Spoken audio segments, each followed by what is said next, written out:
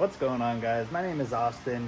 I have a 1997 Mazda Miata M Edition, and the fitment is trash because I put some new wheels on it. So today I'm going to be installing some Godspeed control arms. I'm going to show you step by step on how to do that. This is what we're working with at the moment. As you can see, we're super pushed out of the fender. I'm not a big fan of it. So hopefully these camber arms will pull it in, and it'll look sick after that. This is what I'm working with here. I got the rear arms. These are rear upper and front upper.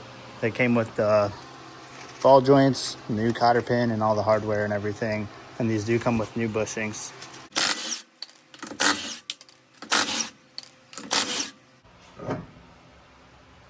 So we're gonna be starting on the front. So it looks like there's one long through bolt that goes through both bushings here, and then your ball joint nut on the bottom. Bend this cotter pin out of the way here. So the easiest way to get cotter pins out, if they're not completely rusted in there, you take some side cutters and just walk it just like that. So now we need to take the strut bolt out, and I noticed that my nut on the strut was loose already, so that was nice. It's a 18 millimeter for the ball joint. Get that out of there. Now I'm taking out the sway bar link bolt here to get some more play in this arm. Put a wrench on this side and a ratchet over here.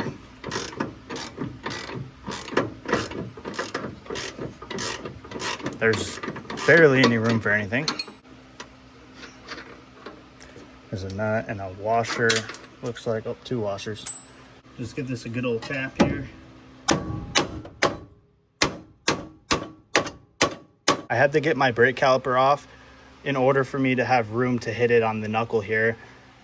I was trying to hit it on this arm and it just wasn't working. So like I said, in order for me to have clearance to actually whack this knuckle, the brake caliper needed to come off. But once I hit it enough, this thing just flew up. So now we just got to take that big bolt out of the back there. Okay, I got the bolt out. I mean, they could have made it a little bit shorter, but hey, that's just me. So now the arm is just free floating in here. I got a pry bar, and there's a hole in the lower control arm right here. You can pry down on it. Your strut comes out of the bottom there, and if I can just wiggle this, it's like in between the strut and the sway bar link. Man, come on.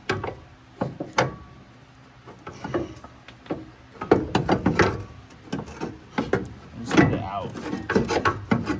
out from the strut. There we go. Just like that. Now we can line our strut back up. I wanted to point something out for you guys. I'm not even gonna fake it for YouTube. This is what I did. So I installed the ball joint like this, and it was more positive than factory. So then I removed the ball joint again, and I installed it like this with it close to the arm back here. And this is what will give you the negative camber. So do not put it like this, because otherwise you'll do what I just did and take everything back apart to fix it. So learn from me. Okay, so I tightened up the ball joint castle nut down there.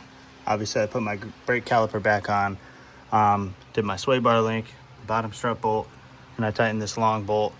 So I'm gonna just lower it down and see how the front looks.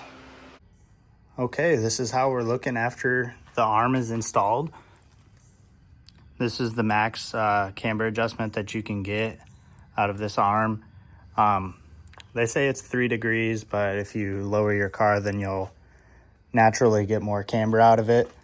I like it. This is exactly what I was going for, actually. I just need to adjust the ride height now and get it where I want it. I just wanted to test this out on the front before I did the other side, or I did the rear. So the front is where I was rubbing the most, so I'm kind of stoked on how this came out actually. But moving on to the rear of the vehicle, this is the arm that we're going to be taking off here. It's one bolt here, one bolt back there, and one bolt here. The back's a little more challenging. I got a wrench on the inside one here. I'm ratcheting the nut.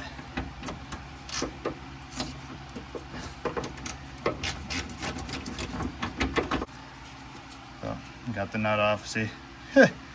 So since my bolts are extremely tight, I got two wrenches here. It's a 14 wrench on this side. I'm just using another one down here for some leverage. And then this one is wedged in here so it couldn't spin. So now I got this free.